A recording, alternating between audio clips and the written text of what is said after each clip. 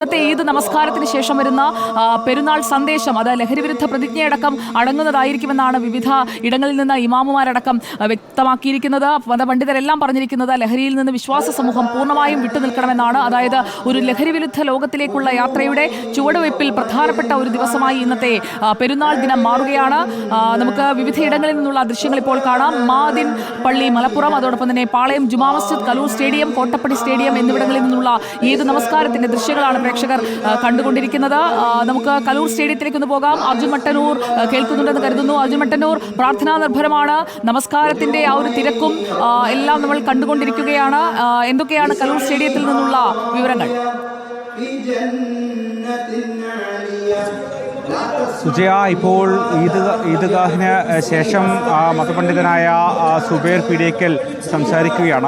അതോടൊപ്പം തന്നെ ഇതിൽ ലഹരി വിരുദ്ധ പ്രതിജ്ഞയും ഈ പ്രാർത്ഥനാ ചടങ്ങുകൾക്കൊപ്പം ഈ സമൂഹം ഒന്നാകെ ഏറ്റെടുക്കുകയാണ്. അത്തരത്തിൽ ലഹരി വിരുദ്ധ പ്രതിജ്ഞ എടുക്കുന്നു. അതോടൊപ്പം തന്നെ ലഹരി വിരുദ്ധ ബാനറുകൾ അടക്കം ഉയർത്തിക്കൊണ്ടാണ് ഇപ്പോൾ ഈ ചടങ്ങുകൾ പുരോഗമിക്കുന്നത്. പ്രത്യേകിച്ച് കൊച്ചി നഗരത്തിൽ നിരവധി ഇത്തരത്തിൽ ലഹരിയുടെ വ്യാപനം നമ്മളൊക്കെ തന്നെ റിപ്പോർട്ട് ചെയ്തിട്ടുള്ളതാണ്. അത്തരമൊരു സാഹചര്യത്തിൽ കൂടിയാണ് ഈ ഈദുൽ ഫിത്തറിനോടനുബന്ധിച്ച് നടക്കുന്ന ഈദ്ഗാഹിൽ ഇത്തരത്തിൽ ലഹരി വിരുദ്ധ പ്രതിജ്ഞ എടുക്കുന്നത്. ഇത്തരം നിരവധി ഇടങ്ങളിൽ സമൂഹ പ്രാർത്ഥനാ ചടങ്ങുകളിലൊക്കെ തന്നെ ലഹരി വിരുദ്ധ പ്രതിജ്ഞ എടുക്കുന്നുണ്ട്. അതിന്റെ ഭാഗമായി ഇപ്പോൾ കലൂർ സ്റ്റേഡിയത്തിലും ലഹരി വിരുദ്ധ പ്രതിജ്ഞ എടുക്കാൻ പോവുകയാണ്. അതിന്റെ ഭാഗമായിട്ടാണ് ഇപ്പോൾ ലഹരി വിരുദ്ധ ബാനറുകളടക്കം ഉയർത്തിക്കൊണ്ട് ഈ ഇത്തരം ഒരു പ്രതിജ്ഞയിലേക്ക് കടക്കുന്നത്.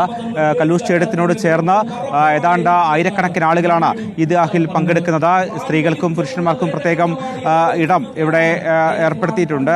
എന്തായാലും ഈദ്ഗാഹ് ചടങ്ങുകൾ പുരോഗമിച്ചുകൊണ്ടിരിക്കുകയാണ്. അതിന്റെ ഭാഗമായി ഇപ്പോൾ ലഹരി വിരുദ്ധ പ്രതിജ്ഞ എടുക്കുകയാണ്. സുജയ, നമുക്ക് അതിലേക്ക് തത്സമയം പോകാം. കലൂർ സ്റ്റേഡിയത്തിൽ ലഹരി വിരുദ്ധ പ്രതിജ്ഞ എടുക്കുന്നു. അതിലേക്ക്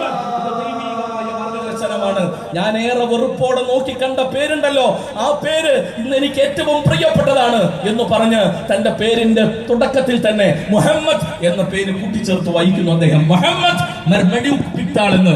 ഇത് മാറ്റമാണ് ലോകത്ത് നടന്നുകൊണ്ടിരിക്കുന്ന അത്ഭുതകരമായ മാറ്റമാണ്. ഇത് ചിലർക്ക് സഹിക്കുന്നില്ല, ചിലർക്ക് രസിക്കുന്നില്ല.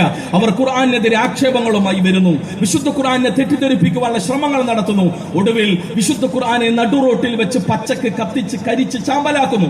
2023 ഒരു പെരുന്നാൾ ദിവസമാണ് ഒരാൾ ഖുർആന്റെ കോപ്പി കത്തിച്ച് ചാമ്പലാക്കി ഖുർആനെതിരെയുള്ള തന്റെ പകയും വിദ്വേഷവും പ്രഖ്യാപിച്ചത്. എന്താണ് സ്വീഡനിലെ മുസ്ലിങ്ങൾ അന്ന് ചെയ്തത്? ആ കത്തിച്ച മനുഷ്യന്റെ വേദഗ്രന്ഥം ചെയ്യാൻ പോവുകയല്ല ചെയ്തത് മുസ്ലിങ്ങൾ.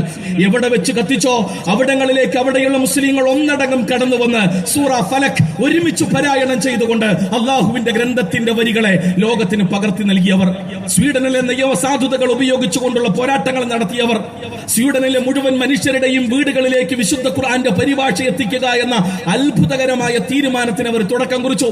അങ്ങനെ സ്വീഡനിലെ മുഴുവൻ വീടുകളിലും മുഴുവൻ മനുഷ്യരുടെയും കരങ്ങളിലേക്ക് ഖുർആൻ എത്തിക്കുക എന്ന രീതിയിലാണ് ഖുർആൻ കൊണ്ട് അവർ ജിഹാദ് ചെയ്തത് എന്ന ചരിത്രം, എന്ന വസ്തുത നമ്മൾ വിസ്മരിച്ചു പോകരുത് സഹോദരങ്ങളെ.